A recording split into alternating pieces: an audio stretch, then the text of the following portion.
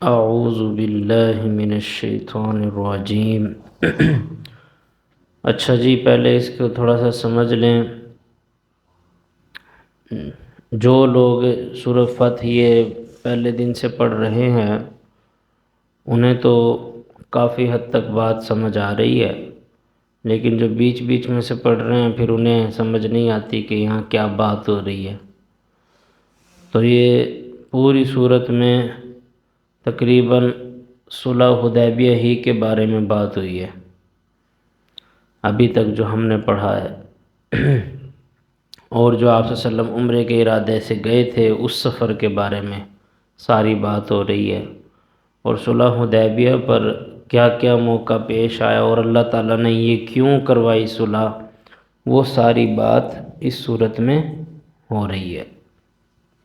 تو آگے بھی وہی تذکرہ آ رہا ہے۔ اب ایک عام بندہ یہ سوچتا ہے کہ جب مکہ فتح کرنا تھا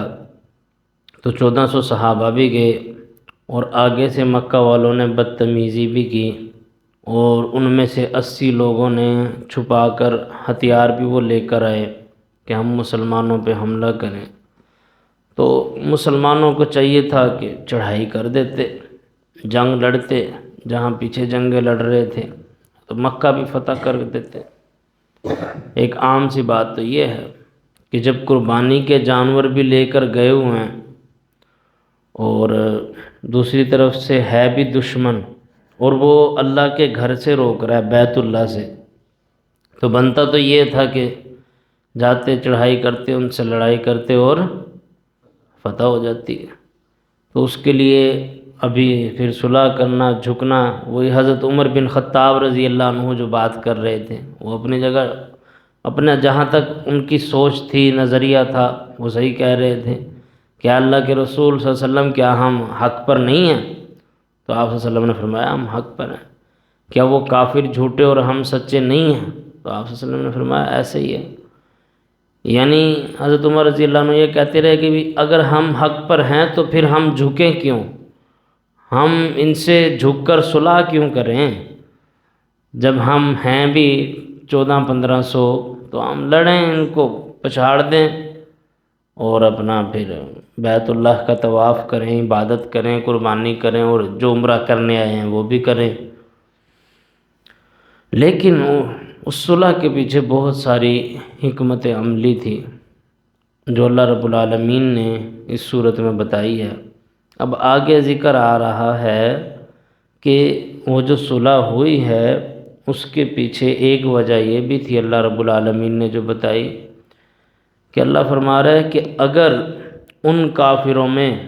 بہت سے مسلمان مومن مرد اور بہت سی مسلمان مومن عورتیں وہ نہ ہوتی تو ہم ضرور تمہیں اجازت دیتے کہ تم ان کے ساتھ جنگ کرو، لڑو، اور پھر تم فتح حاصل کر لو۔ لیکن اس سے پھر لوگوں کے اندر یہ بات پھیل جاتی کہ معاذ اللہ محمد صلی اللہ علیہ وسلم اور اس کے صحابہ اپنے ساتھیوں کو بھی نہیں چھوڑتے، یہ تو انہیں بھی مار ڈالتے ہیں۔ تو اس طرح کے فتنوں سے بچنے کے لیے، اور اس بھی لیے کہ بعد میں تمہیں خود پچھتاوا ہوگا کہ ہم یہ کیا کر بیٹھے، ہم نے تو اپنے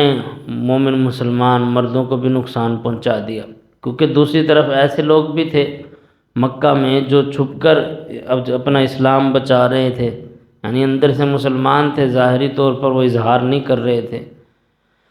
تو ظاہر سی بات ہے انہوں نے بھی مقابلے میں آنا تھا، اور جو مکہ والوں کی طرف سے مقابلے میں نہ آتا وہ مجرم قرار پاتا۔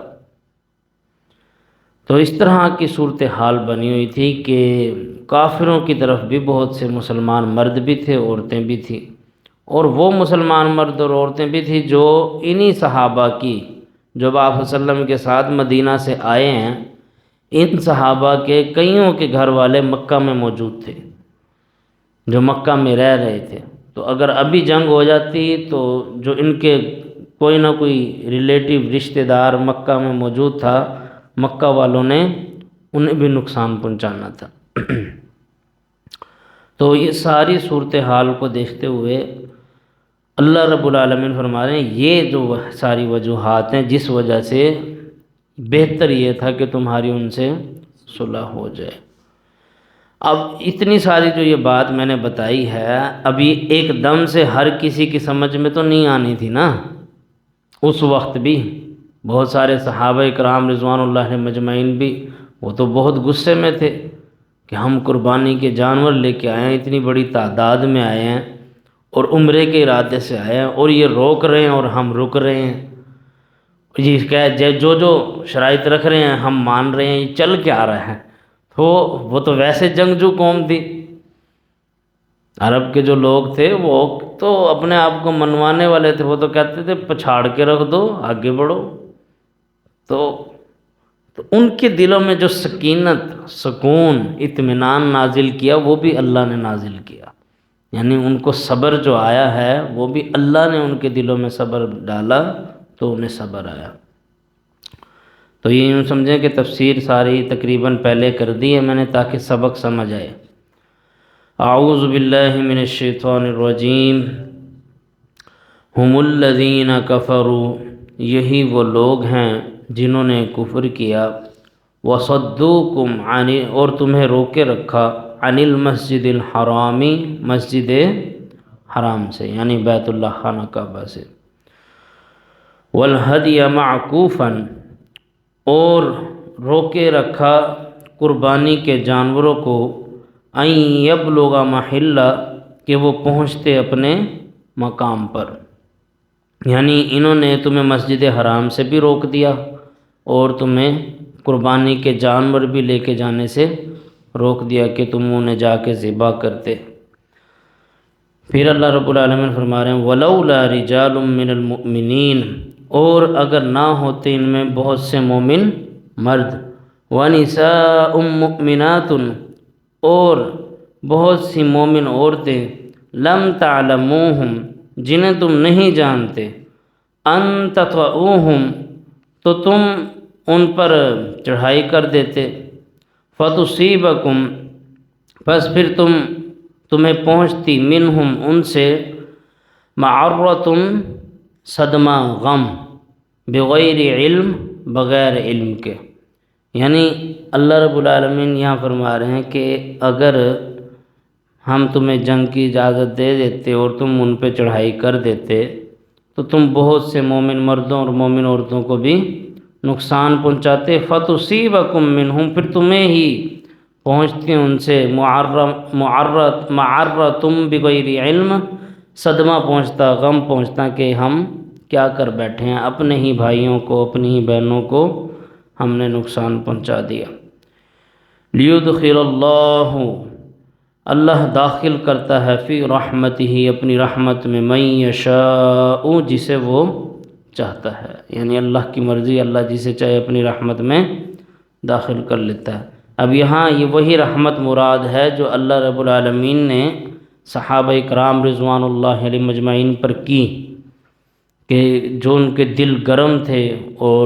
جنگ کے لیے ابھرے ہوئے تھے کہ ہم لڑائی کرنا شروع کر دیں، تو اللہ کہتا ہے ہم نے ان کے دلوں میں رحمت اتاری۔ اللہ ہی جس کو چاہتا ہے دل پہ رحمت اتارتا ہے۔ لو تزیلوا، اگر وہ جدا جدا ہوتے، یعنی مومن الگ ہوتے، کافر الگ ہوتے، لو تزیلوا، اگر وہ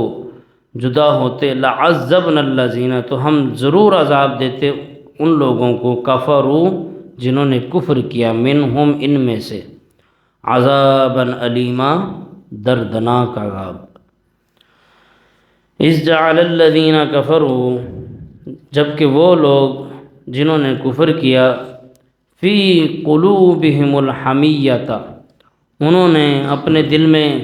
جگہ دی غیرت کو، ضد کو، حمیت الجاہلیتی، غیرت بھی جاہلیت کی، یعنی اللہ رب العالمین کافروں کے بارے میں کہہ رہا ہے کہ انہوں نے اپنے دل میں غیرت کو جگہ دی، یعنی ایک بات جیسے ہم کہتے ہیں نا کہ اب میری عزت پہ بات آ گئی ہے، جیسے ہم کہتے ہیں اب ہماری عزت پہ بات آ گئی، اب ہم چپ نہیں رہیں گے، تو ظاہر سی بات ہے کافروں کی بھی عزت پر بات آئی ہوئی تھی کہ جو خانہ کعبہ بیت اللہ انہوں نے اتنے عرصے سے سنبھالا ہوا تھا، اور کوئی کسی کو روک نہیں سکتے تھے، کسی کو یہ حق حاصل نہیں تھا کہ وہ کسی کو بھی خانہ کعبہ میں آ کر عبادت کرنے سے روک سکے۔ یعنی ان کفار کو بھی جن کے پاس ابھی تک بیت اللہ کا قبضہ ہے، انہیں یہ اجازت نہیں تھی کہ یہ کسی کو روک سکیں۔ ہر کسی کو کھلی اجازت تھی، پوری دنیا سے کوئی بھی آئے، اور جیسے بیت اللہ میں بت رکھے ہوئے تھے 365، جس کا دل کرتا ہے، جب دل کرتا ہے، جیسے دل کرتا ہے وہ آئے، کسی بت کی پوجا کرنی ہے وہ کرے، بیت اللہ کا طواف کرنا ہے وہ کرے، کھلی اجازت تھی۔ تو اب ان کی عزت پر بات بھی یہ آئی کہ مسلمان جب 1400 آئے ہیں اور وہ بیت اللہ کا طواف کرنا چاہتے ہیں، تو یہ ان کی عزت پر بات یہ آئی کہ یہ تو وہی 1400 ہیں جنہوں نے ہمیں غزوہ بدر میں پچھاڑ کے رکھ دیا، 313 نے ہمارے 1000 کا نقصان کیا تھا، اور اب یہ آ کے ہمارے سامنے کھڑے ہو گئے کہ ہم بیت اللہ کا طواف کریں، ہم اس کی یعنی اس میں اللہ رب العالمین کی عبادت کریں، ایسا ہم نہیں ہونے دیں گے۔ اور دوسری طرف ان کے دل میں یہ بھی تھا کہ اگر اور جگہ بات یہ پھیلے گی کہ ہم نے مسلمانوں کو روک دیا، بیت اللہ کا طواف نہیں کرنے دیا، تو ہماری بھی کوئی عزت نہیں رہے گی پورے معاشرے میں۔ تو اللہ رب العالمین ہر کسی کے اندر کی کیفیت بتا رہا ہے۔ تو اللہ کہہ رہا ہے ان کی ضد جاگ گئی، ان کی غیرت جاگی، انہوں نے اپنے دل میں غیرت کو جگہ دی۔ غیرت بھی ہوئی جاہلوں والی، تو پچھلی جاہل قوم یہ رہی ہے، وہی ان کی غیرت تھی کہ ہماری عزت کا معاملہ ہے۔ تو اللہ نے ان کے لیے ایسا ماحول بنا دیا کہ وہ صلح کرنے پہ مجبور ہو گئے۔ اگر وہ جنگ لڑتے تب بھی انہیں نقصان تھا، کہ لوگ کہتے کہ جو یہاں عبادت کے لیے آتے ہیں، بیت اللہ کا طواف کرنے کے لیے آتے ہیں، یہ ان کے ساتھ جنگیں لڑتے ہیں، یہ ان کے ساتھ لڑائیاں کرتے ہیں، یعنی مکہ والوں کے بارے میں یہ باتیں مشہور ہو جاتی۔ تو اب یہ جنگ بھی نہیں لڑ سکتے تھے، لڑائی بھی نہیں کر سکتے تھے مکہ والے کفار۔ دوسرا یہ ان سے یہ بھی برداشت نہیں ہو رہا تھا کہ ہم انہیں اجازت دے دیں طواف کرنے کی۔ اگر انہیں اجازت دیتے ہیں پھر ہماری عزت کوئی نہیں رہتی، ہماری اندر کی غیرت کہاں گئی کہ جنہوں نے ہمارے سرداروں کو مارا ہے، ابھی ہمارا ان کا غم تازہ ہے اور ہم انہیں طواف کرنے دے دیں۔ اس طرح کی ان کی کیفیت تھی۔ تو اللہ فرما رہا ہے اذ جعل الذین کفروا، جبکہ وہ لوگ جنہوں نے کفر کیا، فی قلوبہم الحمیہ، انہوں نے اپنے دلوں میں جگہ دی ضد کو، غیرت کو، حمیت الجاہلیتی، اور غیرت بھی جاہلوں والی، جو دور جاہلیت کی، زمانہ جاہلیت کی۔ فانزل اللہ، پس نازل کی اللہ نے، سکینتہ، سکینت، سکون، علی رسولہ، محمد الرسول اللہ صلی اللہ علیہ وسلم پر، وعلی المؤمنین، اور مومنوں پر۔ یعنی یہ جو موقع تھا جب کفار نے مسلمانوں کو بیت اللہ کا طواف کرنے سے روکا، اس وقت اور کوئی بھی صحابہ کے دلوں کو نہیں سنبھال سکتا تھا کہ انہیں پیچھے ہٹا دے، سوائے اللہ رب العالمین کے، کہ اللہ نے ان کے دلوں پہ سکینت نازل کی، اور محمد الرسول اللہ صلی اللہ علیہ وسلم کے دل پر بھی سکینت نازل کی۔ تو یہ ہمیں پتہ چلا کہ اللہ رب العالمین سے ہمیں دعا کرنی چاہیے کہ اللہ فلاں کے دل کو نرم کر دے، اے اللہ فلاں کے دل کو نرم کر دے۔ تو اللہ کوئی اگر آپ کے ساتھ کوئی ناراض ہے، خفا ہے، کوئی مسئلہ ہے، کچھ بھی ہے، تو آپ اللہ سے ایک دعا یہ بھی کر سکتے ہیں کہ اے اللہ اس کے دل میں نرمی ڈال دے۔ تو یہی کام ادھر صحابہ اکرام رضوان اللہ علیہم اجمعین اور محمد الرسول اللہ صلی اللہ علیہ وسلم کے ساتھ ہوا، تو کہ اللہ فرما رہا ہے فَأَنزَلَ اللَّهُ، پس نازل کر دی اللہ نے، سکینتہ، سکینت، علی رسولہ، محمد الرسول اللہ صلی اللہ علیہ وسلم پر بھی، وعلی المؤمنین، اور مومنوں پر بھی، وَأَلْزَمَهُمْ كَلِمَةَ التَّقْوَى، اور انہیں پابند کر دیا تقوی کی بات کا، یعنی کہ وہ تقوی پر رکے رہیں، لازم کر دیا ان کے لیے تقوی کی بات کو۔ وَكَانُوا اور وہ تھے احق بہا اسی کا حق رکھتے تھے، وَأَهْلَهَا اور وہ اسی کے اہل بھی تھے۔ وَكَانَ اللَّهُ بِكُلِّ شَيْءٍ عَلِيمًا اور بے شک اللہ ہر چیز کا علم رکھنے والا ہے۔ اللہ رب العالمین اینڈ پہ آخر میں اس لیے یہ بات کر رہے ہیں کہ اللہ ہر چیز کا علم رکھنے والا ہے کہ یہ دیکھیں کہ اللہ نے کفار کے دلوں کے اندر کی بات بھی نقل کی کہ ان کے دلوں میں کیا چل رہا تھا اور صورتحال کیا تھی، اور صحابہ کرام رضوان اللہ نے مجمعین کے دلوں کا حال بھی رکھا، اور پھر اللہ نے بتایا کہ ہم نے کس طرح دل بدلے اور پھر یہ کس طرح صلح ہوئی۔ اس کا مطلب یہ ہے کہ کوئی بھی ہماری زندگی میں معاملات ہوتے ہیں، آخر کار آپ اس نتیجے پہ پہنچیں گے کہ یہ اللہ کے کرنے سے ہو رہا ہے، خود سے نہیں ہو رہا۔ کئی بار ایسا ہوتا ہے نا، بندہ کہیں ٹکرا گیا، ایکسیڈنٹ ہوا، کسی ٹرک سے لگا پھر بھی بچ گیا، تو اگر وہ ساری صورتحال دیکھے تو اسے کون بچاتا ہے؟ اللہ۔ ہم روز صبح اٹھتے ہیں، رات تک جاگتے ہیں، پھر سوتے ہیں، یہ سارا نظام، لوگوں سے ملنا، کھانا پینا، سب معاملات تو اللہ رب العالمین نے سنبھالے ہوتے ہیں۔ اللہ کی اجازت کے بغیر ایک پتہ بھی نہیں ہلتا۔ وہ بظاہر ہمیں لگ رہا ہوتا ہے کہ یہ ہمارا کمال ہے کہ فلاں بندے نے بھی بات سن لی، فلاں بھی مان گیا، فلانا کام بھی میرا ہو گیا۔ وہ بظاہر لگ رہا ہوتا ہے کہ ہمارے کرنے سے ہو رہا ہے، ہم صرف ہاتھ پاؤں ہلاتے ہیں، زبانیں لاتے ہیں، کام کرنے والی اللہ کی ذات ہے، اس کے کن سے سارے کام ہوتے ہیں۔ اچھا بھائی، سبق دیکھ لیں۔